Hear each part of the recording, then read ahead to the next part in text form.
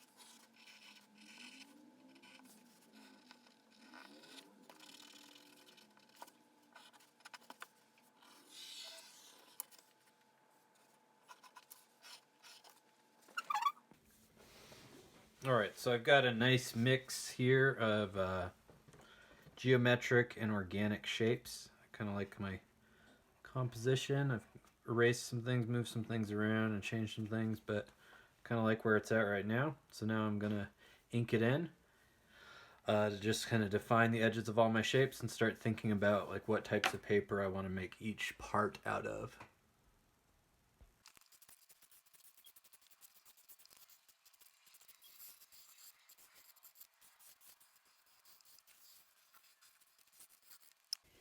Alright, so now I've got this all sketched out and inked in. Now I need to start rounding up paper to make this out of. So I'm going to cut paper for all of these shapes and glue them down. So time to look for paper. Alright, so I've rounded up some paper. I've got a piece of mat board. It's technically not paper, but I thought that would be good for a background. I may decorate it a little bit first. I found a couple sheets of origami paper. I think an obvious choice for this, if you have it, would be some construction paper. So if you've got construction paper, I would really think about using that. But I'm trying to come up with some more creative options, just in case you have stuff like that around. I'm really into this Trader Joe's bag because it has a lot of images on it. I think it'll be good for a shirt. And then I ripped up some old comic book. Got a couple sheets from there. And I still have a couple pages from my textbook that I was using for the postcard project. So I might use some of those. Got a little bit of newspaper I think could be interesting. And some other textbook pages. So we'll see what I can make out of that. Alright, on my sketch here, I'm going to make some notes about what kinds of papers I might want to use for the different parts here and try to figure out if I've got enough or if I want to expand it more. I do newspaper up here, maybe newspaper here, newspaper here.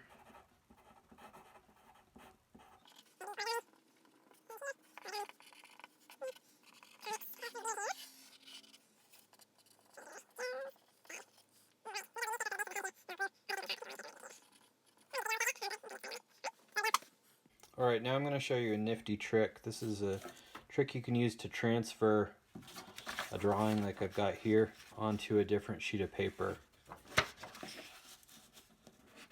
So what I'm going to do is I'm going to take graphite, and you can just use a pencil like this.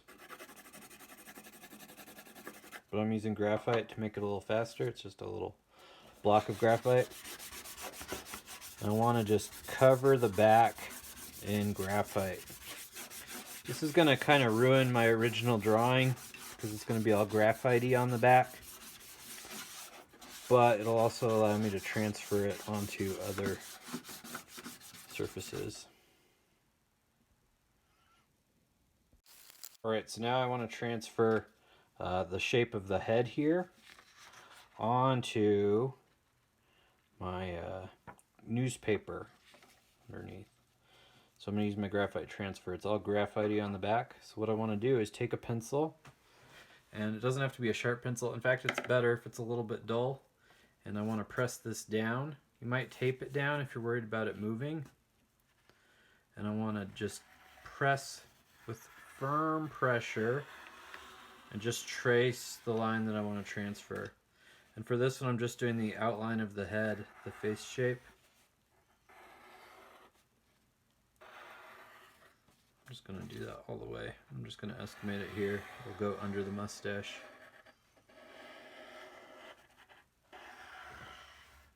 And then it should have transferred onto here. Now it might be a little hard to see, so I might need to go back over it in pencil just to make sure I don't accidentally brush the graphite off. But I should end up with a shape that's the same as it was in my drawing. And then I can cut that out.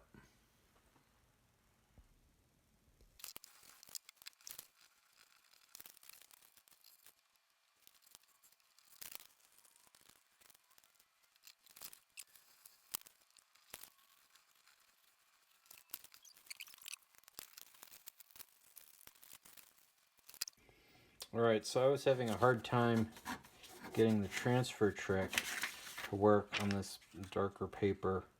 And you might have a hard time if you have a dark paper, or if you have like a shiny paper from a magazine. Anything glossy, you're probably going to have a hard time getting the transfer to work. So this is another technique you can use. I cut the shape out,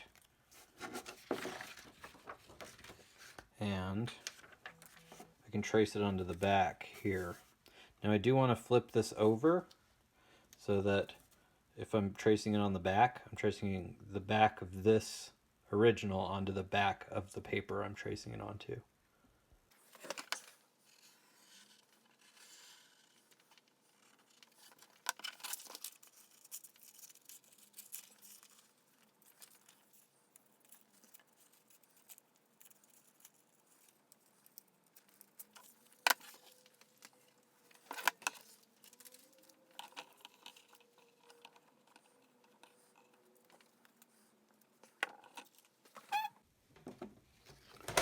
If I want to get really specific about where I place everything, I can do another transfer onto my newspaper that I'm sticking all my shapes to. I can just kind of draw where the different shapes are going to go. I should have done this before I started cutting holes in my paper, but it just wasn't very dry at that point in time. So, alright, I should probably cut the top of this up so I can line this up. I'll hastily do that.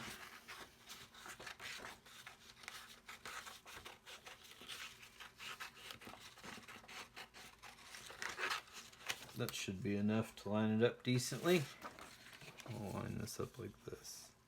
I don't have to be super accurate with this. It doesn't really matter a whole lot if it looks exactly like the sketch. Not to me anyway. But if it does to you, this is a trick you can use to kind of get everything in position. I'll go over this a couple of times. Now this may leave pencil marks on my paper that I don't necessarily want, so consider the advantages and disadvantages of doing things this way before you proceed.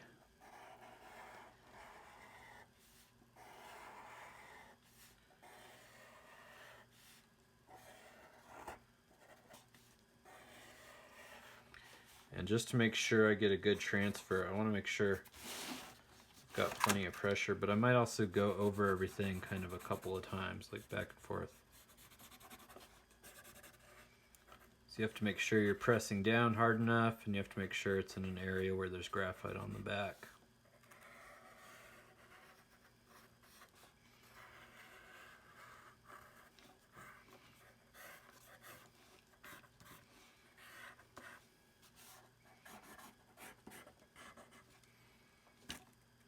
I don't think I did the other eye, did I? I'm not even sure if I got this side of the nose. Now, sometimes when we do this in class, we use a softer material on the back, like a pastel, or you could use charcoal. Those tend to transfer a little easier. In the pastel, you can have like a contrast in color to the paper you're using, which makes it a little easier to see sometimes. But if you want to use graphite, there we go.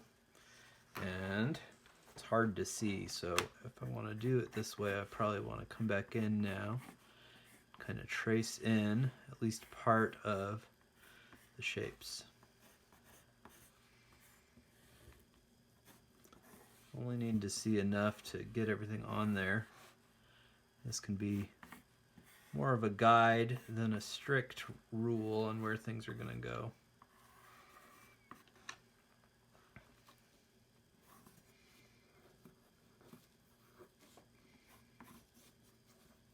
There we go. So I don't know how well you can see it, but I can see it well enough, so that'll work for me.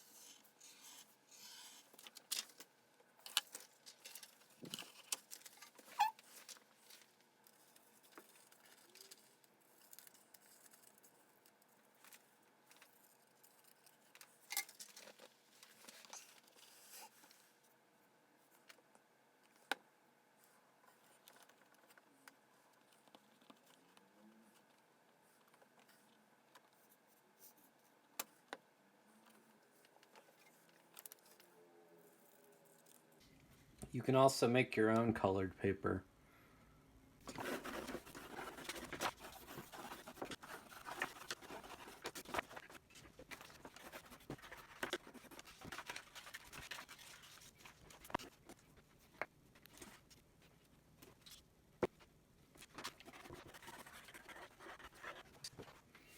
Alright, so that last tracing did not go according to plan. I can't really see it very well. So we have to adapt. So I'm just going to wing it. I'm going to cut some triangles out and figure out where they go.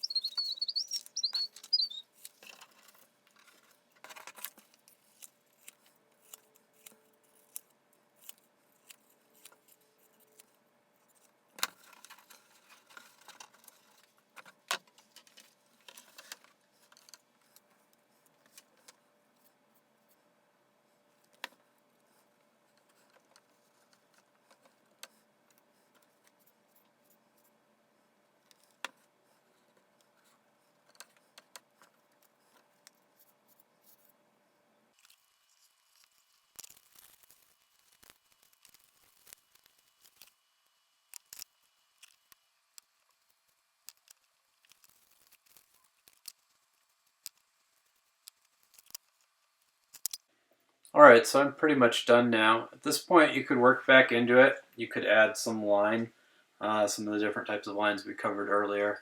You could add some background elements, things of that nature, but I'm pretty much finished. I think I've worked enough on it.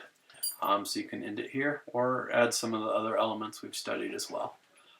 So I hope that explains everything and makes it clear to you what I'm expecting. I look forward to seeing your collages.